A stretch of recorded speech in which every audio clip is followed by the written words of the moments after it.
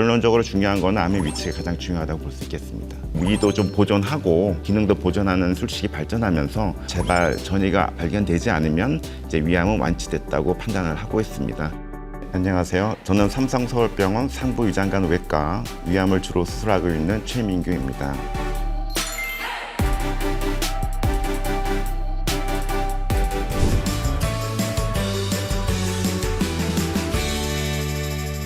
전통적으로는 위 원위부 3분의 2 절제하는 수술하고 위 전절제 이렇게 두 가지가 있어 왔는데요. 최근에 이제 조기암이 많아져서 조기암이 이제 위 상부에 있는데 위를 다 전절제하는 건 좀 너무 아깝지 않습니까? 그래서 상부만 좀 절제해보자. 근위부 절제술 이렇게 해서 이게 많이 시도되고 있고 또 유문이라는 구조물이 있는데 위와 십이장 사이에 있는 문과 같은 역할을 하는 구조물입니다. 그래서 음식물이 다 소화될 때까지는 닫혀 있다가 소화가 되면 열어서 십이장으로 배출해주고 십이장에 있는 그런 췌장액 또 담즙액 같은 게 이제 위로 역류되는 것을 막아주는 그런 역할을 하는 구조물이 되겠는데 그 구조물을 보통 수술하면서 같이 자르게 됩니다.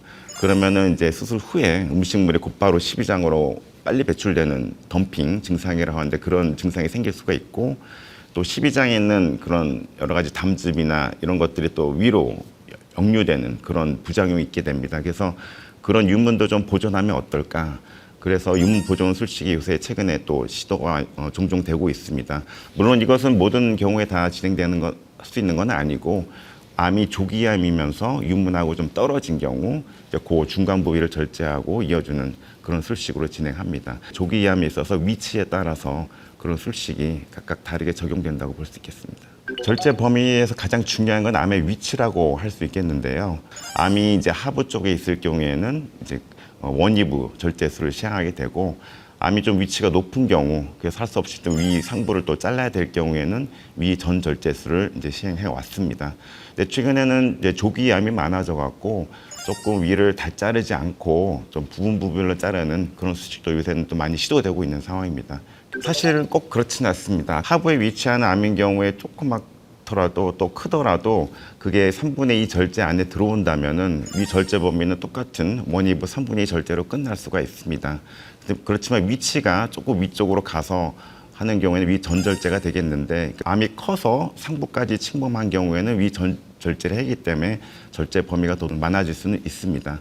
그렇지만 가장 중요한 거는 역시 크기보다는 위치가 더 중요하다고 볼 수 있겠습니다. 전통적으로는 복부를 절개해서 크게 절개해서 수술하는 식으로 해왔는데 최근에는 이제 투관침을 껴서 구멍을 뚫고 수술한다고 하죠. 그래서 카메라 같은 복강경을 놓고 비춰주는 그 영상을 모니터로 보면서 하는 수술을 합니다. 이렇게 하게 되면 이제 복부 절개가 상당히 줄어들기 때문에 환자는 이제 통증을 덜 느끼고 그래서 수술 후 회복이 좀 빠르고 또 절개 부위가 작으니까 미용상으로도 좀 효과가 좋은 최소 침수 수술이라고 합니다. 그래서 복강경 로봇 이렇게 해서 최소 침수 수술은 보편적으로 많이 시행되고 있는 상황입니다. 위암에서 림프절은 이제 가장 먼저 암 세포가 전이되는 경로라고 생각하시면 될 것 같습니다. 전이가 많아질수록 당연히 이제 병기도 높아지게 되고 이제 예후도 나빠지게 되는 거고 이제 추가 치료가 필요하게 됩니다. 림프절은 정상 상태에서 이제 면역을 담당하는 구조물이긴 하지만 위암에 있어서는 위암이 이제 퍼져나가는 전이 통로나는 거에서 굉장히 중요하고 수술할 때 위암뿐만 아니라 주변에 있는 림프절도 같이 절제해 주는 게 되게 중요하겠습니다.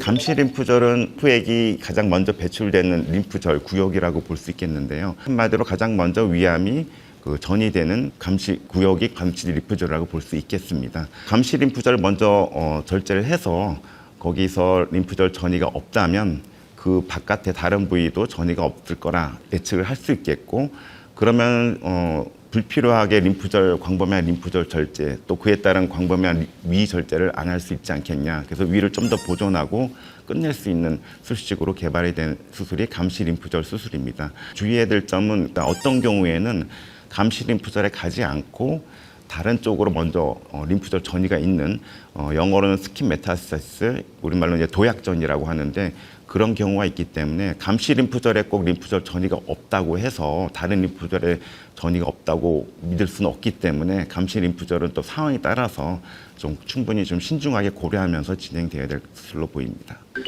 물론 고령 환자들도 수술을 다 하게 됩니다. 예전에는 뭐 70세, 80세 분들은 이미 다 나는 살 만큼 살았다. 그래서 위암 수술을 되게 꺼려한 분들이 많았는데 최근에는 이제 한마디로 100세 시대라고 하지 않습니까? 그래서 뭐 80세 또 심지어는 90세 된 환자분들도 수술을 받고 합니다. 다만 고령 환자들은 아무래도 체력 저하, 스스로 회복에 조금 부담스러울 수가 있고 또 여러 가지 기저질환을 갖고 있고 전체 상태가 안 좋으면 수술을 아무래도 조금 부담스러울 수 있는 부분이 있습니다. 초고령 환자분들, 뭐 90대 환자분들 같은 경우에는 과연 기대 수명이 얼마 남았나도 고려하지 않을 수가 없는데요. 이 수술을 함으로써 겪는 고통도 있고 또 수술을 한 후에 그 후유증들, 식사를 못하고 또 삶의 질이 저하되는 부분들이 있는데 과연 여생이 얼마 남았는데 이런 걸 해야 되냐 이런 면에서도 많이 상담을 합니다. 고령이라는 숫자 자체가 뭐 수술을 못하는 이유는 되지는 않습니다. 그렇지만 그 고령 환자들이 각각의 개인별로 갖고 있는 상태, 특성, 또 개인의 또 의지, 가치관 등이 중요하다고 보고요. 그런 점들을 고려해서 환자 보호자들과 충분히 상담한 후에 수술을 진행하는 것을 결정하고 있습니다. 조기 예방 같은 경우에는 뭐 채소 침습 수술이라든지 유문 보존 수술, 또 위 보존 수술 같은 또 감시 림프절 수술 같은 어떻게든 생존율은 그대로 두면서 위 기능을 좀 보존하고 수술 후에 환자분들의 그 삶의 질을 향상시키는 쪽에 많이 초점되어지고 있습니다. 그렇지만 이 모든 그런 수술들이 모든 환자에 다 해당되는 건 아닙니다. 항상 수술 전에 그 환자분들의 그 암의 위치라든지 상태 이런 거를 충분히 집도하시는 전문의 선생님과 상담하시는 게 필요할 것 같고요. 그런 수술들은 또 다른 장점도 있지만 나름의 또 단점들도 갖고 있습니다. 장단점에 대해서도 충분히 상의를 하고 수술을 결정하시는 게 좋겠습니다. 수술 후에 환자 그 회복을 좀 더 도와주고자 수술 후 회복 향상 프로그램 같은 것도 많이 개발이 됐고 불필요한 배액관 같은 거는 넣지 않거나 빨리 빼주고 또 수술 후에 식사도 좀 빨리 진행을 하고 또 통증 관리도 적극적으로 해서 환자 회복도 좀 빨리 개선시키는 쪽으로 프로그램도 많이 개발이 됐습니다. 꼭꼭 씹어서 드시고 천천히 드시게 합니다. 저장 기능도 많이 줄었기 때문에 많이 먹을 수가 없습니다. 그래서 조금씩 드시라고 저희가 교육을 시키고 있고요.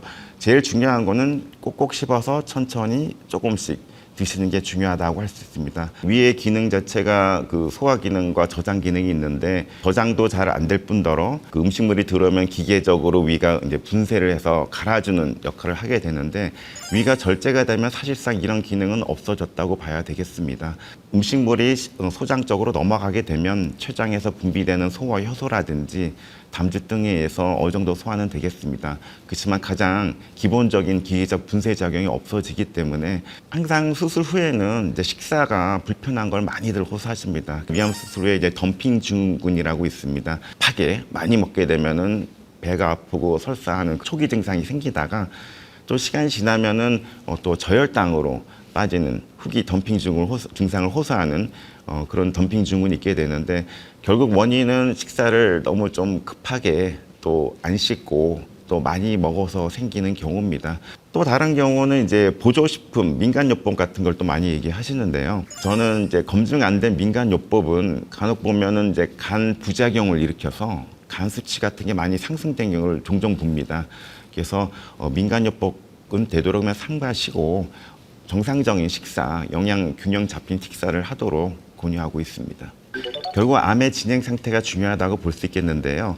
흔히 말하는 원격 전이, 다른 장기에 전이가 있다든지 또 복강 내 복막에 퍼져 있는 복막 전이가 있는 경우에는 수술을 하기가 힘듭니다. 그런 암들을 스스로 다 제거할 수 없기 때문에 항암제 치료를 이제 권유하고 있고요.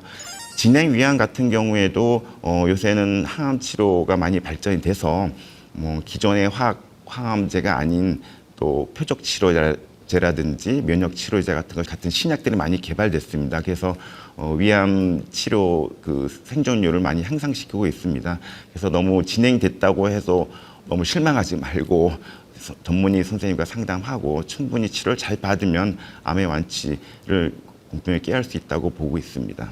또 한 경우는 이제 암이 너무 심해서 주변 장기 침범 굉장히 광범위하게 일어났을 경우 주변 장기 췌장이라든지 간이라든지 등등 주변 장기를 침범할 수 있게 되겠는데 이런 주변 장기를 절제하는 것이 상당히 좀 뭐 합병증도 많이 발생할 수 있고 부담스러운 부분이 있는 경우에는 일단 수술을 무리하게 진행하는 것보다는 일단 항암 대치를 먼저 하자 해서 수술을 이제 보류하는 경우도 있습니다. 조기암인 경우에는 그 사이즈가 작다든지 깊이가 얇고 또 분화도가 좋은 경우에는 수술을 하지 않고 내시경 절제로 진행하는 경우가 많습니다. 결국 수술을 결정하는 거는 이런 원격 장애가 있는지를 확인하고 또 내시경 절제가 가능한지 여부를 확인한 후에 수술을 결정하게 되겠습니다. 네, 위암은 완치 기준을 보통 5년 생존율로 보고 있습니다. 재발 전이란 거는 결국은 그 초기에 있던 암이 수술하고 항암 치료를 받았지만 결국 다 안 없어지고 살아남은 생존한 암세포들이 자라서 이제 재발을 하게 되는 경우인데 보통 3년 이내 제일 많이 하고 5년까지 봐도 이런 재발이 없다면은 그 초기의 암이 다 완벽하게 치료가 됐다 이렇게 보기 때문에 5년 지나면은 완치라고 판단을 하게 됩니다. 건강검진 중요성을 얘기하고 싶습니다. 보통 2년에 한 번 정도를 보통 추천을 하고 있습니다. 만약 여유가 되신다면 사실 1년에 한 번 하시는 거를 저는 좀 더 추천을 드리고 싶습니다. 2년이라는 기간도 어떻게 보면은 좀 길 수도 있기 때문에 저는 1년을 한 번 하는 걸 조금 더 권장하고 싶습니다. 모든 암은 초기에 발견이 되면은 완치율을 높일 수 있기 때문에 위암도 마찬가지입니다. 항상 정기적인 내시경 검사를 꼭 하셔서 너무 진행되지 않은 상태에서 진료를 올 수 있게 좀 하고 싶은 당부의 말씀을 드리고 싶습니다.